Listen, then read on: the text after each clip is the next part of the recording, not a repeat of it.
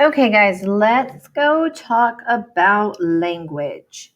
Okay, so in order to think about thinking, we need language. Okay, and so language is anything that's spoken, written, or signed. Okay, because signing is a form of communication in language, and it's how we go through and we communicate meaning to other people. Okay, and language is totally connected to cognition. So, first off, let's look at the elements of language. Okay, so the structure. All language can be described with phonemes and morphemes.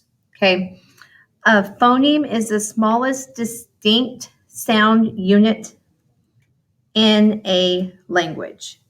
So, to give you an example, English speakers use about 44 phonemes. Okay, so these are things like S, E, oo, ah. Okay, so the smallest distinct sound, vowels, consonants, that kind of thing. Okay, a morpheme is the smallest unit that carries some kind of meaning. Okay, it could be a prefix, it could be the word I, it could be S if it's indicating if something is plural or singular. So, for example, the word unkindness has 3 morphemes. You have un, which is a prefix, kind, which is your root word, and then ness, which is your suffix, because they all contribute to the meaning of the word, so they all have a morpheme. Okay.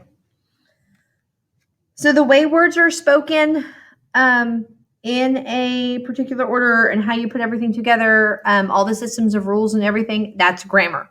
Okay. That's what you've been learning since you've been learning to communicate. Okay. So we have syntax, which are the rules for sentences. Okay. We also have semantics, and semantics is rules for the meaning of words. Okay.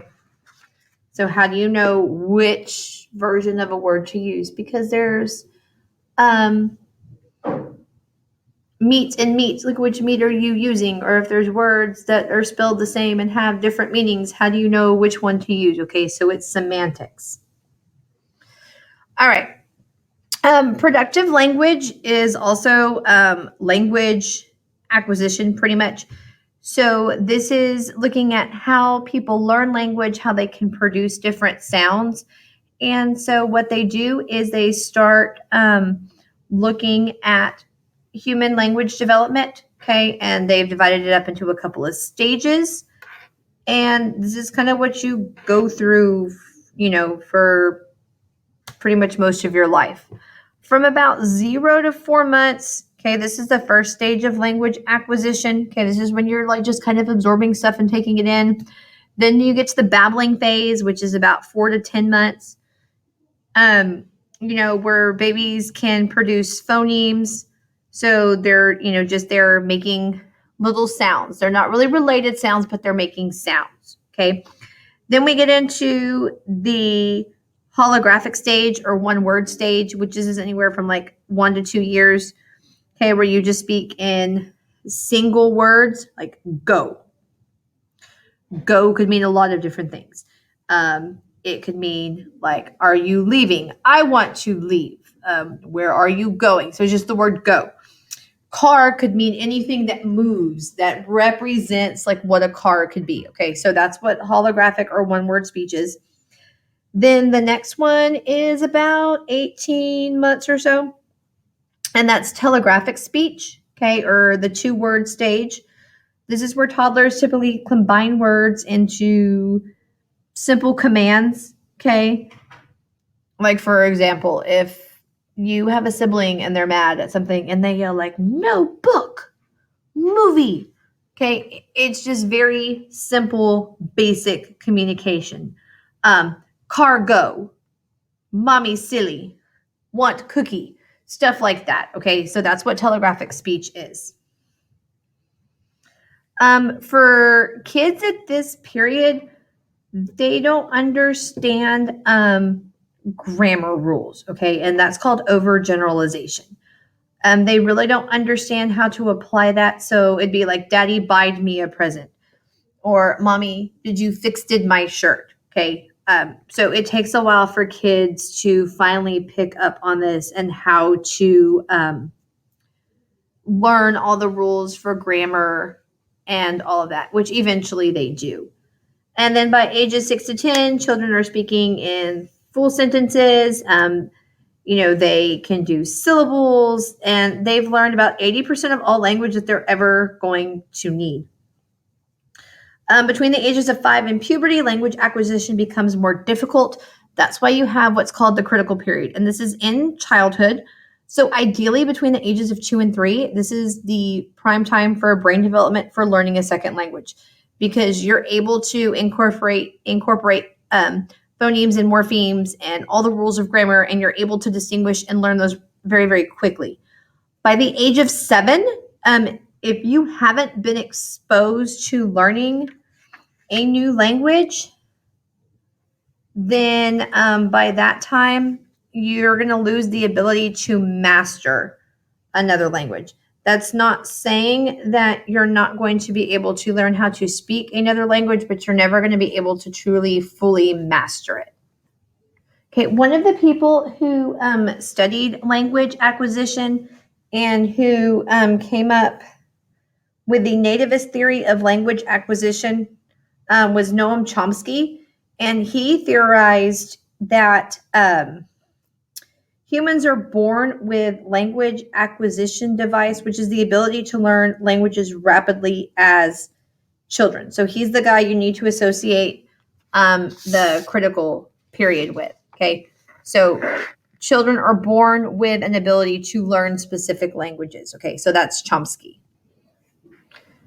Okay, some other things to think about with language, and another person you need to know is Benjamin Whorf. Okay, and basically he came up with this concept of linguistic determinism, and that's basically the concept that the language that you use determines the way you think and your voice in the world. Okay, so to put it a different way, your language abilities structure the way that you think about the world. Okay, so language determines the way you think. It's kind of the same thing with linguistic influence.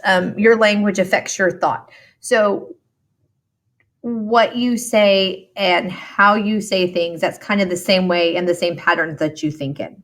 Okay, going back to the brain, okay, because we have to know stuff about the brain. Okay, know that your brain can have an impact on language, particularly if there's been any kind of damage.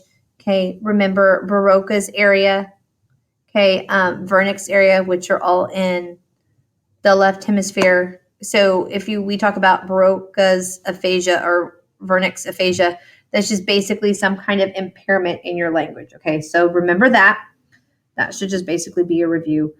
And then also talking about language and thinking and how all this communication happens, you can also think in images. And this is using implicit non-declarative memory.